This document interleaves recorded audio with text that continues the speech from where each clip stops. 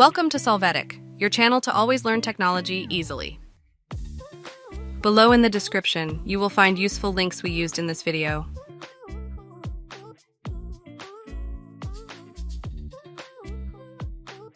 Today in Solvetic, we will see how to edit Google Docs history.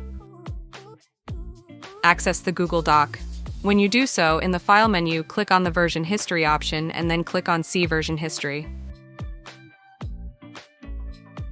On the side, you can see the various versions or history of that document.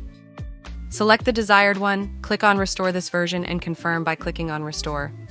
You can see your document restored to that exact moment. Hey, remember to subscribe Solvetic channel.